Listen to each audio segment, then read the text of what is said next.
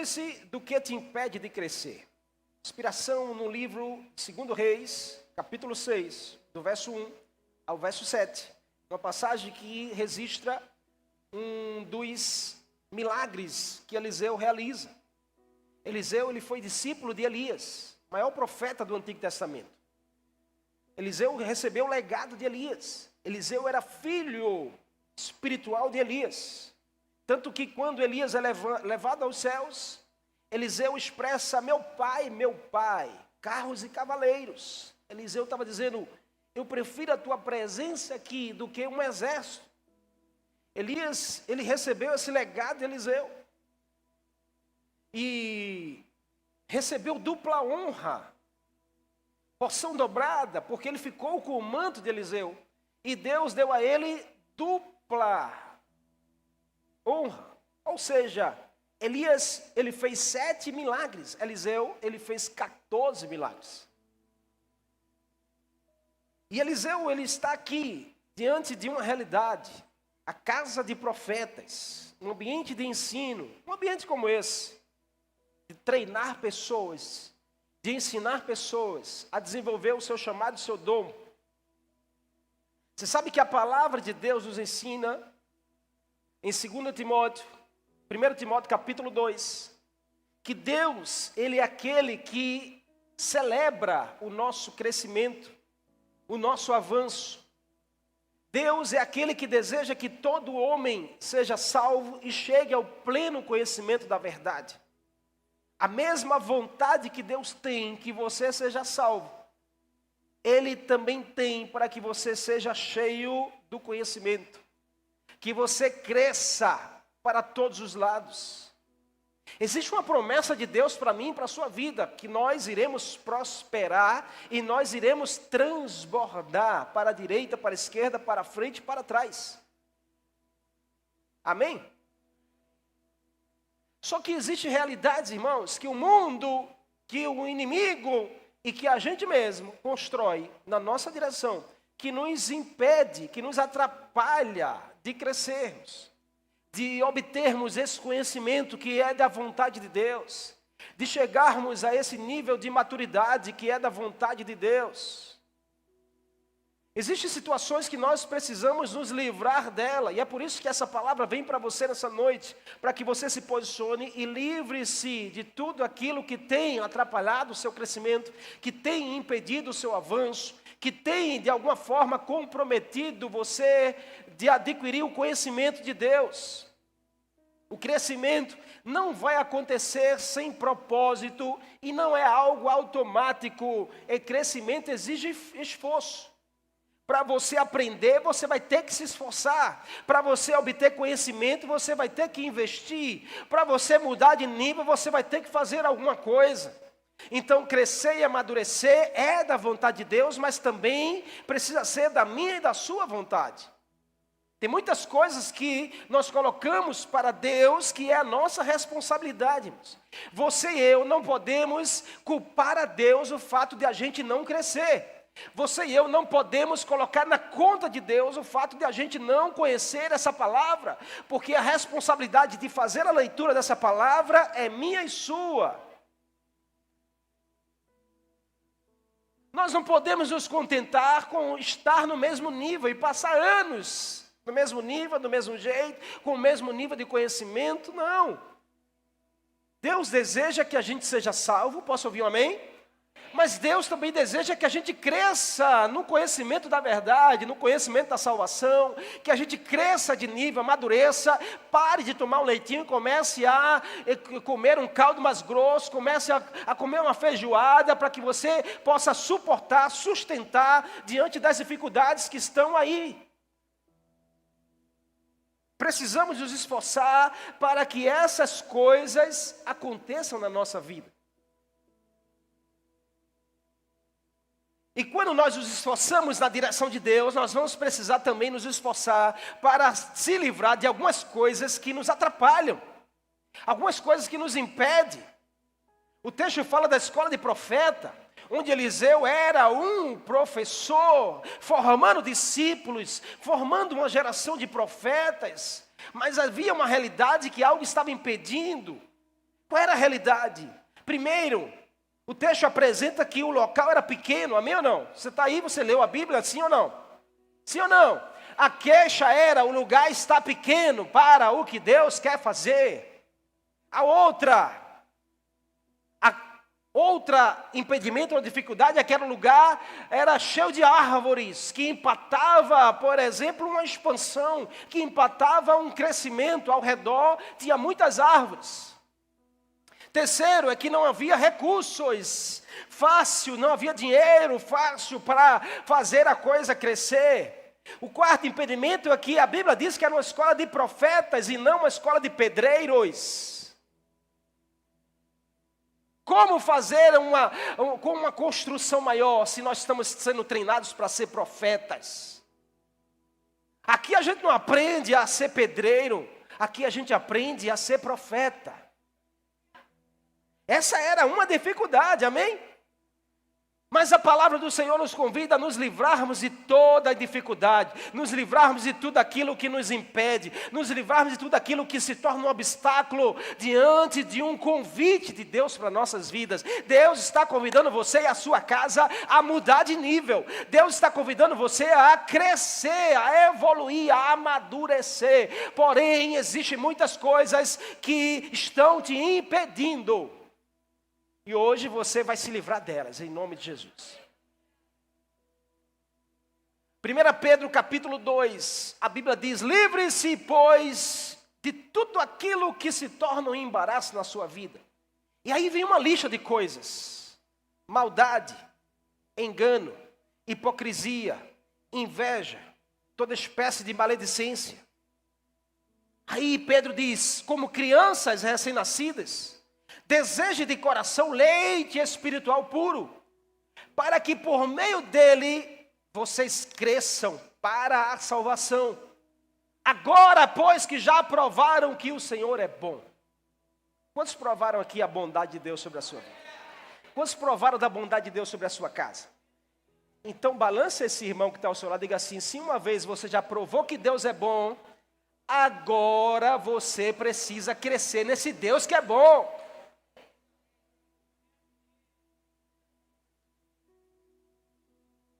Diga a ele assim: quando nós provamos da bondade de Deus, o céu é o limite. Não construa limites para um Deus que tem poder para fazer o impossível acontecer. Quero te dar alguns conselhos. O que se torna importante para crescermos? Primeiro conselho: nós precisamos de uma visão para enxergar o que está além dos nossos olhos. Um dos maiores impedimentos do crescimento pessoal, crescimento ministerial, crescimento profissional, crescimento familiar é a falta de visão. O texto começa dizendo que eles perceberam, eles tiveram uma visão, eles tiveram um discernimento. Porque eu não estou falando aqui de você enxergar, eu estou falando de você ter uma visão. Visão é discernimento de uma realidade. Visão é algo que Deus te dá. Nós somos uma igreja que tem uma visão e a gente não muda a nossa visão. A gente muda a nossa estratégia, porque a estratégia você usa hoje, você pode usar outra amanhã, mas a visão permanece a mesma. Nós somos uma igreja prontas para amar todas as pessoas, para apresentar Cristo a todas as pessoas, para servir as pessoas como nós servimos a Deus. O texto diz que eles começaram a perceber uma necessidade do lugar. E ao perceber a necessidade, Deus dá uma visão. Qual foi a visão? Faça um lugar maior. Deus deu uma visão, sim ou não? Deus deu uma visão, construa um lugar maior. O lugar está estreito, o lugar está pequeno. Eu quero fazer algo aí, mas eu preciso de espaço. Você sabe que nós precisamos abrir espaço para Deus trabalhar. Deus, quando Ele se mexe na sua direção, é algo grande que Ele quer fazer. Você precisa abrir espaço. O texto diz que a realidade daquele lugar era pequena para o que Deus queria fazer. Então eles foram lá, procuraram o profeta e disseram assim: olha, nós estamos num lugar pequeno, precisamos de um lugar maior. Ter a visão, irmãos, é a primeira coisa para viver uma expansão. Diga assim: ter uma visão é a primeira coisa para eu experimentar de uma expansão de Deus sobre a minha vida, sobre o meu chamado e sobre a minha família. Não crescemos se permanecermos com uma visão limitada. Se nós nos vemos pequeno, é pequeno que nós vamos ficar. Só que Deus nunca nos fez enxergar pequenos. Quando nós éramos pequenos, a gente já se via grande. Vocês estão me entendendo aqui? Porque nós servimos a um Deus grande, irmãos. Não deixe ninguém dizer que você é pequeno. Não deixe ninguém dizer que a sua família é pequena. Não deixe ninguém dizer que o seu chamado é pequeno. Não deixe ninguém dizer que a sua igreja é pequena. Porque você serve a um Deus que é grande. Então, mesmo que a realidade aos seus olhos seja pequena, você precisa declarar: é algo grande nas mãos de Deus. Porque Deus é poderoso para fazer infinitamente mais do que nós pedimos ou pensamos. A visão de Deus sempre será algo grande. Então, que tal você começar buscando visão de Deus? E tirando e se livrando de todo olhar humano para as coisas. Eles foram até Eliseu e disseram, está na Bíblia aí, ó: como vês, como o Senhor também enxerga, como o Senhor também tem a visão. O lugar está pequeno. Perceba que era uma visão também de Eliseu. Então havia uma unidade de visão. Isso é fundamental, irmãos, para se conseguir algo. Porque se uma casa tem visão dividida, ela não vai crescer. Se você é membro dessa casa e tem uma visão diferente dessa casa, você não vai crescer nessa casa. Se você é líder dessa casa e tem uma visão diferente dessa casa, a sua liderança não vai dar certo. E depois não venha botar a conta na igreja. Porque precisa haver unidade de visão se nós queremos crescer, se nós queremos avançar, se nós queremos viver o extraordinário de Deus. Nós precisamos caminhar junto com a visão que Deus tem nos dado. Eles foram até Eliseu e disseram assim: como o Senhor vê, como o Senhor também tem a visão, o lugar está pequeno. Não adianta irmos na contramão da visão de Deus e do Evangelho de Jesus, irmãos. Não adianta você querer inventar um evangelho, querer ditar como você tem que ser crente, não. A visão já está escrita na Bíblia. Nós precisamos apenas unir a nossa visão com a visão que Deus já nos apresentou. Jesus, Ele já apresentou o evangelho. Nós não podemos reformar o evangelho. Nós é que temos que ser reformados pelo evangelho. A porta não vai passar por reforma. É você que tem que passar pela reforma para passar pela porta. A porta continua sendo estreita e o caminho apertado. Às vezes nós estamos olhando mais para as dificuldades do que para a visão que Deus nos dá. Usamos tantas desculpas. Você precisa se livrar das desculpas e assumir os compromissos. Satanás tem trabalhado para cegar a nossa visão. O trabalho dele é obscurecer os olhos do nosso coração. Paulo sabia muito bem disso, que disse em Efésios capítulo 1: peço que Deus, o Pai glorioso, lhe dê sabedoria espiritual a vocês e dê entendimento para que vocês cresçam no conhecimento dele. Peço que Ele ilumine os olhos do coração de vocês. Porque o trabalhar do inimigo é tapar a nossa visão. É tirar a nossa visão daquilo que Deus tem nos revelado. Mas se você quer crescer, você precisa buscar a visão de Deus para a sua vida, para o seu chamado, para a sua casa, para a sua família. Não é sobre o que você anda enxergando, é sobre o que Deus quer mostrar a você de visão, sobre o teu casamento, sobre a tua casa, sobre a tua profissão. Nós precisamos nos livrar das coisas que os nossos olhos nos fazem enxergar. Você está comigo aqui? Amém? Quantos são da fé aqui que estão aqui? Então se posicione como alguém de fé. A fé não tem nada a ver com o que você anda enxergando. A fé são coisas invisíveis aos teus olhos. Amém? Segundo, o que se torna importante para crescermos, além da visão, é vontade de trabalhar. Quem quer crescer tem que ter vontade de fazer. Nós como igreja, sabe, nós precisamos contagiar essa sociedade com a vontade de fazer, com a vontade de abraçar, com a vontade de amar, com a vontade de fazer a obra, com a vontade de evangelizar, com a vontade de orar, com a vontade de falar de Jesus.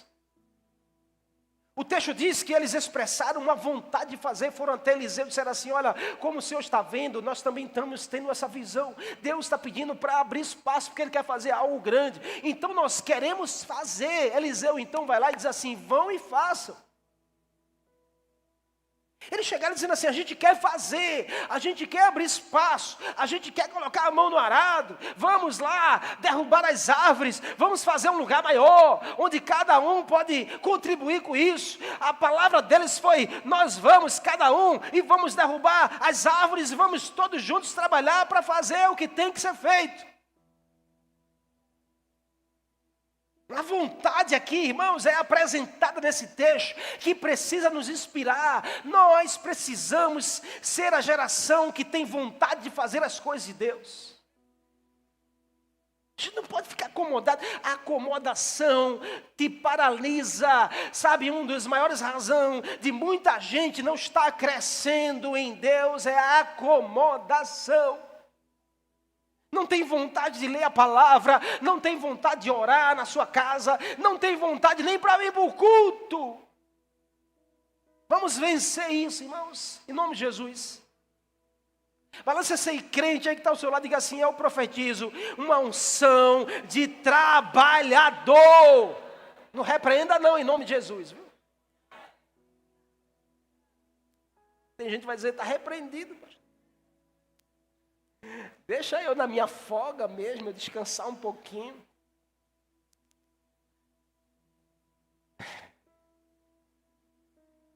Uma vontade apresentada, depois que Deus dá a visão, Ele espera, sabe o que de nós, irmãos? Vontade de fazer. Ei, você acha que Deus vai te dar uma visão? E Deus vai ficar de lá esperando, dizendo assim: eita, eu dei a visão a ela, mas ela não está fazendo nada com isso. Não, Deus te dá uma visão. E Deus fica lá esperando, dizendo assim: vai, faz, vai, eu já te disse como é, eu já te dei a visão, agora você precisa trabalhar.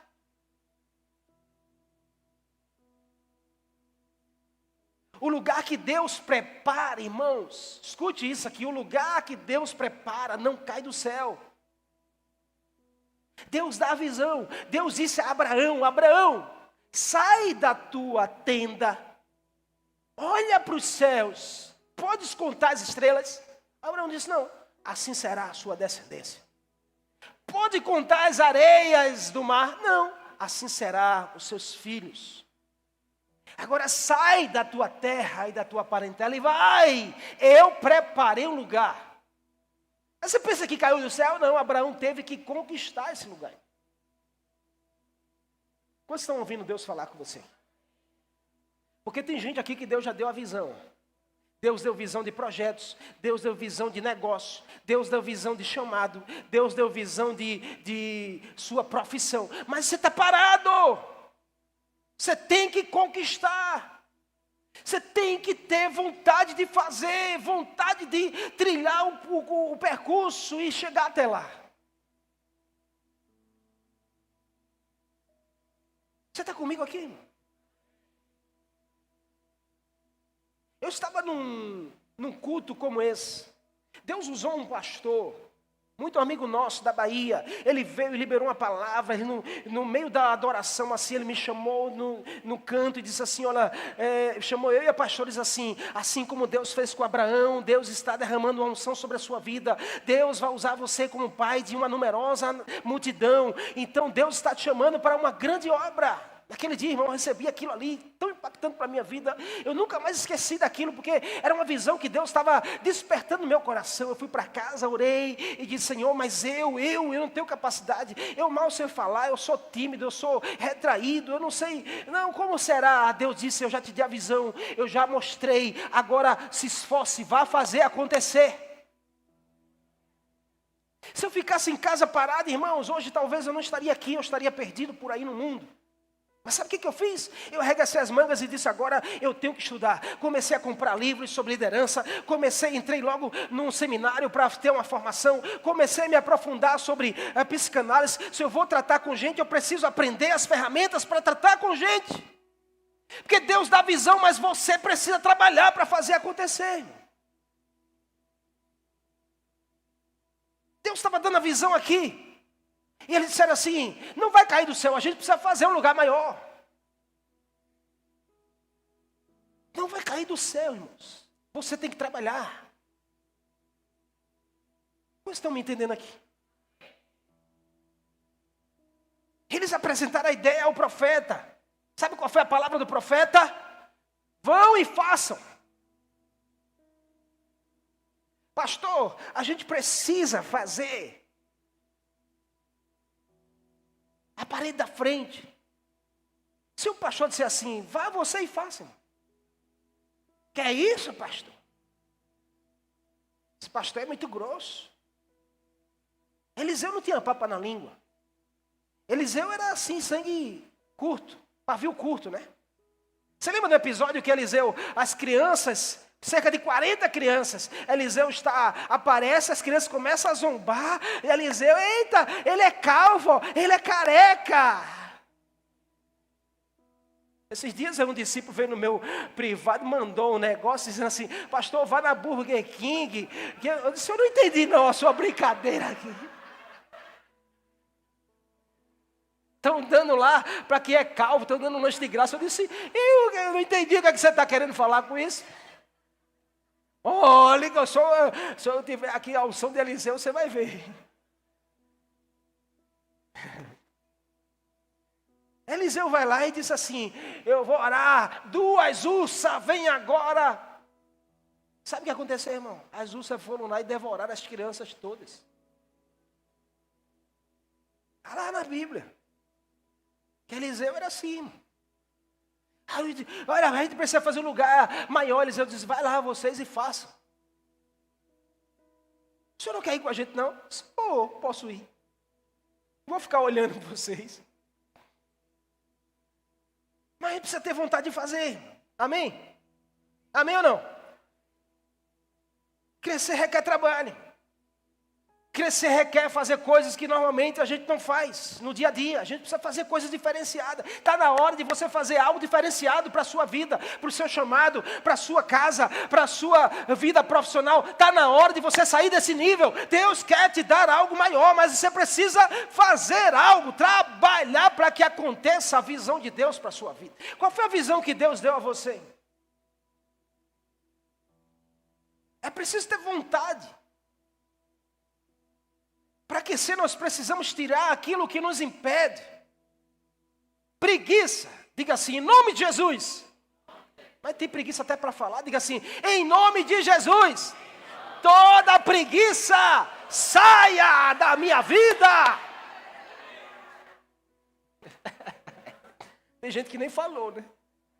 Eu entendo, irmão. Mas tem que ter vontade, amém? Faz sentido para você o que eu estou falando, não?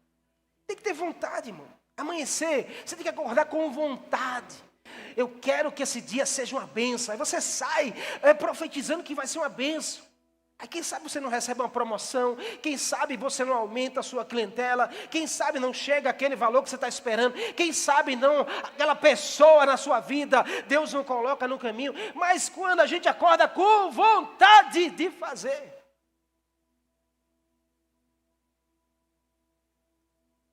Deus não manda anjo para arrancar árvores, não, irmão. Deus nos dá as condições. Nós é que precisamos fazer. Deus não vai mandar pix na sua conta. Ai, Deus manda um pixzinho aí errado na minha conta, irmão. Se o pix for errado, você vai ter que devolver. A iniciativa tem que ser nossa, amém? Balança esse irmão aí com todo carinho e amor, vai lá, balança ele assim, diga assim: em nome de Jesus eu profetizo vontade na sua vida.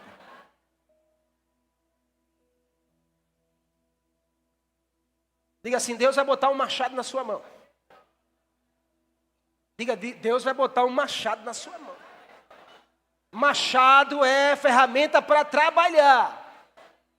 Não é para você guardar, não, é para você derrubar árvores.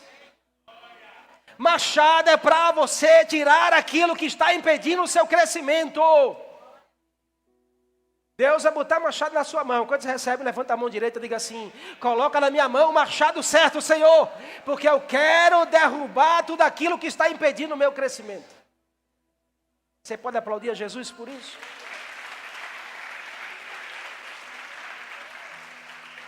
Agora, preste atenção, porque a terceira coisa que nós precisamos é ressignificar algumas coisas na nossa vida para a gente avançar. Além da visão para enxergar, você precisa da vontade para trabalhar, mas você também precisa aprender a ressignificar algumas coisas para que você avance. Ressignificar é a ação de atribuir um novo significado ao que aconteceu. É dar um sentido diferente a alguma coisa. Se você olhar para Jesus, Jesus é especialista em ressignificar histórias, acontecimentos, quedas, vidas de falência, até morte.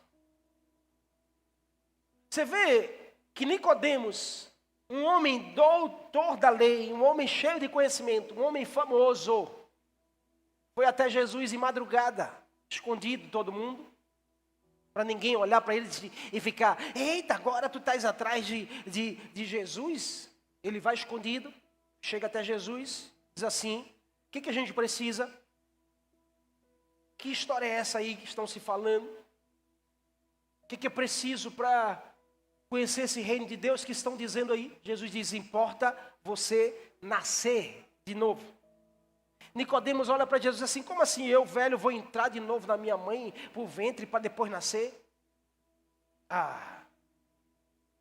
Você tem que nascer da água e do Espírito. Você tem que ter uma experiência com Deus. Você tem que ter uma experiência de transformação. Era isso que Jesus está falando. Jesus estava pegando a fama de Nicodemos e ressignificando para um ato de se humilhar diante do Senhor. Porque fama, irmãos, fama impede o seu crescimento. Segundo, aquela mulher adúltera, que foi pega em flagrante, levada até Jesus. Os homens religiosos com as pedras na mão para apedrejar, porque a lei de Moisés diz que tem que ser morto. Jesus olha para aquela cena e ressignifica, dizendo assim: quem de vocês que está aqui não tiver nenhum pecado, vocês estão aptos a julgar e a condenar. Então atira a primeira pedra. A Bíblia diz que nenhum ficou, todos foram embora. Jesus olha para a mulher e diz assim: eu também não vou te condenar. Segue e não volte mais a pecar. Jesus estava ressignificando uma vida presa sexualmente para uma vida liberta de testemunho. Porque vida de prostituição, pornografia não te deixa crescer. Você precisa se libertar disso. Terceiro, Zaqueu, um homem preso ao dinheiro, porque era um enganador, roubava as pessoas, coletor de imposto. Ele ia, pegava o seu imposto, metade ia para o seu bolso, metade ele dava a César. Jesus vai passando, Zaqueu sobe na árvore, Jesus diz assim: ei, Zaqueu, desce daí. Quem disse teu nome? Meu nome é o Senhor. Eu te conheço antes de tu nascer, Zaqueu. Desce daí, porque hoje eu vou entrar na tua casa. Zaqueu tem uma experiência com Jesus. Ressignifica o seu coração preso ao dinheiro. Sabe o que Zaqueu faz? Eu vou dar tudo que eu tenho aos pobres. Aí Jesus diz: hoje houve salvação nessa casa, porque você mudou. O seu coração que estava preso ao dinheiro, agora está preso à minha presença. Dinheiro também te limita a crescer, irmãos. Dinheiro não, o amor ao dinheiro. Porque se você vive correndo atrás de você ter muito dinheiro, você acaba que não consegue crescer. Preste atenção, porque 3 exemplos disso: fama, sexo e dinheiro. São 3 realidades que nós precisamos cuidar da nossa vida. Você está comigo? Nós precisamos aprender a ressignificar nossas histórias passadas e vivermos uma história nova com Deus. O texto diz que eles foram derrubar árvores. Diga assim: derrubar árvores. Diga: derrubar árvores, cortar madeira. E a própria madeira foi servida como alicerce para a nova construção. Dê glória a Deus por isso. Porque Deus usa aquilo que é impedimento para fazer algo acontecer na sua vida. O que impedia de construir algo maior eram as árvores que existiam ali. Eles disseram: vamos derrubar as árvores e construir um lugar maior. Foi usando a própria madeira daquilo que era um impedimento que Deus liberou essa bênção de construir algo maior. Isso é ressignificar, irmãos. É quando nós temos uma experiência de dor e a nossa dor passa a ser uma motivação para a gente buscar mais a Deus. Ei, em nome de Jesus, para de achar que você vai para a igreja porque eu vou para a igreja porque eu tenho que ajudar a igreja. Não. Aí eu tenho que ir porque eu tenho que dar o dinheiro para a igreja, para ajudar a igreja. Não. Você não vem para cá porque você vem para ajudar a igreja. Você vem para cá porque a igreja vai te ajudar.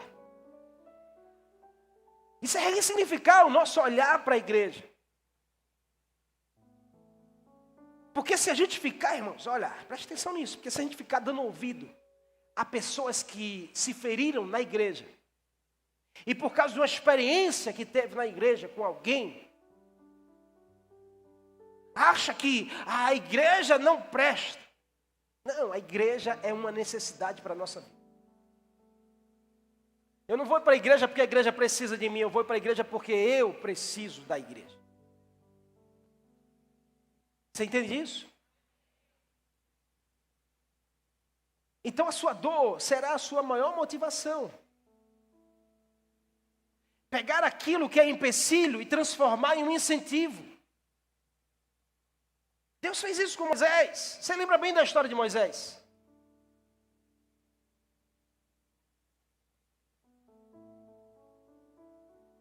Quando Moisés nasceu, havia um decreto de Faraó para matar todos os bebês masculinos. Só ficar vivo quem nascesse menina. A mãe de Moisés pega ele e joga ele no cesto. Ele vai embora. Achando ela que estava abandonada, não, Deus estava guiando. Sabe onde ele foi parar? Aonde Moisés foi parar? Aonde Moisés foi parar, irmão? Isso é EBD. Aonde? Na casa de Faraó. Quem foi que deu o decreto para matar o bebê masculino? Hã? Quem foi que mandou matar os bebês masculinos? Aonde Moisés foi parar? Você acha que é coincidência? Você pensa que é coincidência? Não, é a mão de Deus trabalhando. É que aquilo que a gente acha que é um empecilho, Deus vai lá e transforma em um sustento para nossas vidas. Moisés cresceu exatamente no lugar que foi dado um decreto de morte. Ali foi usado para gerar a vida de Moisés. Nós precisamos aprender a ressignificar algumas coisas da nossa vida. A dar um novo sentido a alguns acontecimentos que trouxeram cicatrizes, que trouxeram dor, que trouxeram tristeza. Você precisa confiar que nesse lugar Deus vai levantar algo novo. Que Deus vai usar suas lágrimas para construir um tempo de glória. Que Deus vai usar aquilo que era um empecilho para você como um sustento de um momento novo para a sua vida. Deus fez isso com Moisés e vai fazer isso comigo e com você. Foi usando as árvores que eram empecilho que eles construíram um sustento para um novo lugar para Deus agir. E por último, nós precisamos aprender a confiar para experimentar do poder e da glória de Deus. Além da visão de enxergar, da vontade de trabalhar, de aprender a ressignificar, nós precisamos também confiar. O texto diz, todos foram. E um dos certos alunos de profeta estava cortando a sua árvore, tirando aquilo que impedia o seu crescimento. E a Bíblia diz que quando de repente o ferro do machado cai na água, algo sobrenatural acontece. Perceba que o sobrenatural, ele só aconteceu quando se havia um movimento na direção da visão. Pega essa chave aqui, irmão. Não adianta a gente só ficar orando aqui, Senhor, faz o sobrenatural. Nós precisamos nos mover na direção da visão que Deus deu. Quantos querem viver o sobrenatural na sua casa? Quantos querem de um milagre de Deus na sua casa, no seu casamento, no seu chamado, com seus filhos? Você precisa continuar se movendo na direção da visão que Deus deu, porque é se movendo, é trabalhando que o sobrenatural acontece. Se não há movimento nenhum, como esperar por um milagre de Deus? Precisamos aprender e permanecer confiando. Quem permanece confiando, permanece se movendo, amém? Quem permanece confiando, permanece trabalhando. Só cresce quem se movimenta. Diz a 3 pessoas aí ao teu lado, diga assim, só cresce, só experimenta, só vive o sobrenatural quem está disposto a se movimentar, a trabalhar, a fazer aquilo que Deus chamou para fazer, a não se encontrar parado. Diga a essa pessoa aí, em nome de Jesus, está na hora de você cortar essa árvore que está impedindo o seu crescimento e deixa Deus fazer aquilo que só Deus pode fazer. Aleluia! Amém! Mas preste atenção que eu vou terminar aqui. Eu sei que a chuva está aí, mas preste atenção aqui. Aquele aluno, eu não sei você, se estivesse no lugar dele, ou eu, mas aquele aluno, ou aqueles alunos poderiam questionar ao profeta dizendo assim, mas essa escola é uma escola de profeta, e não de pedreiro, ou não de marceneiro. Por que eu tenho que cortar a lenha? Por que eu tenho que derrubar a árvore?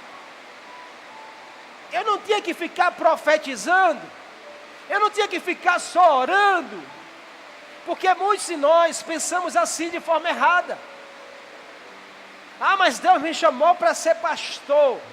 Deus chamou para ser pastor, mas antes de você ser pastor, você precisa derrubar muitas árvores, você precisa afiar muito machado, você precisa, trabalhar muito. Ai, Deus me chamou para liderar. Antes de você sentar na cadeira de líder, você precisa trabalhar muito. E ao sentar na cadeira de líder, você tem que trabalhar muito mais ainda.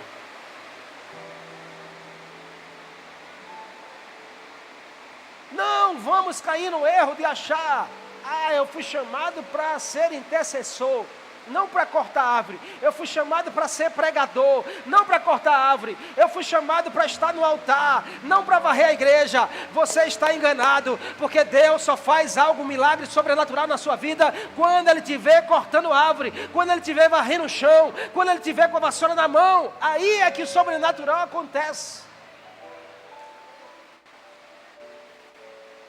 Foi ali que aconteceu o sobrenatural.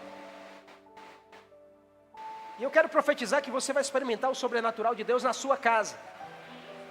Não é aqui em cima da plataforma, é na sua casa. Aí não é aqui quando eu estiver pregando, não. É quando você estiver lavando a louça na sua casa, quando estiver sentado na mesa com seus filhos, quando estiver você preparando a cama para a sua família dormir. É quando você estiver lá trabalhando no seu lugar de trabalho. Deus vai visitar você, Deus vai fazer um milagre acontecer, Deus vai liberar algo sobrenatural. Se você crê, você pode glorificar o nome de Jesus nesse lugar. É usando aquilo que Deus colocou na sua mão, irmão, que Ele vai te levantar nessa geração. Se é um machado, use o machado. A Bíblia diz que o machado caiu fundo, porque ele foi lá para o fundo do rio. Aquele moço olha e diz assim: ai, meu Senhor, era emprestado. Balança esse crente aí que está ao seu lado, diga assim: aquilo que Deus te deu é emprestado. Diga assim: aquilo que Deus colocou na sua mão é emprestado.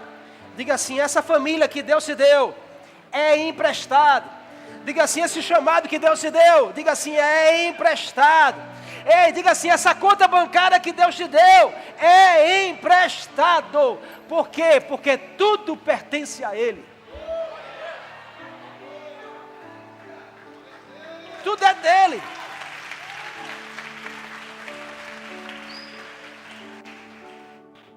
Aí ele disse: eu estou perdido, é o fim para mim. Aí sabe o que Eliseu faz? Vamos aprender aqui, eu vou terminar. Amém? Vamos aprender aqui? Quantos já emprestaram alguma coisa a alguém? E essa coisa não voltou? E você está esperando até hoje. E você passa pela pessoa querendo que ela lembre, ela nem lembra mais.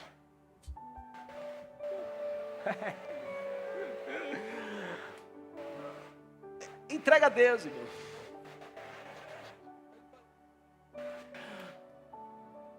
Se é dinheiro, não faça mais. Mas alguém te pede algo emprestado que você tem muito apreço. Aí a notícia foi: meu irmão, eu perdi. Aquilo que tu me emprestou, eu perdi. E agora? Eu sei que era emprestado, me perdoa, eu perdi. O que você vai fazer? Como foi isso?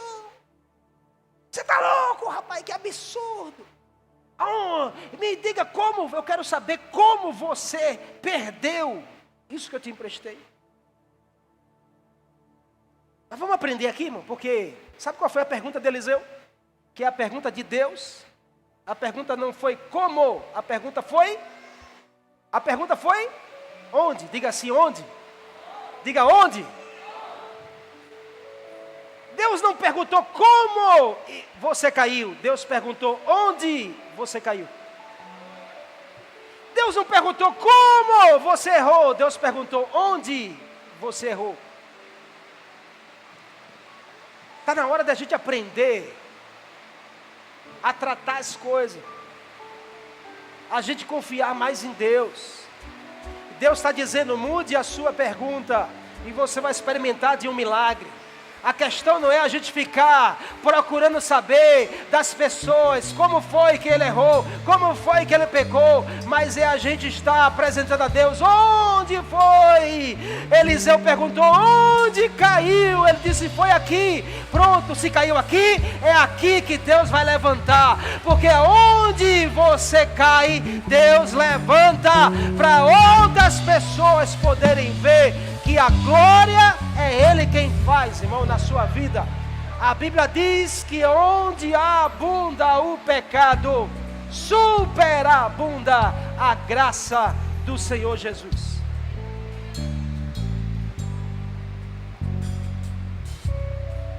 Eliseu pega uma madeira e joga no lugar. Claro que há algo profético aqui, porque esse pedaço de madeira simboliza a cruz de Cristo. Porque no madeiro, na cruz, tudo volta ao lugar. Nossos pecados, nossas imperfeições, por vezes, irmãos, nos fazem afundar, como aquele machado. E nós nos sentimos tão pesados, como um ferro, que nós vamos parar no fundo do poço. E a gente até pensa que esse será o nosso fim.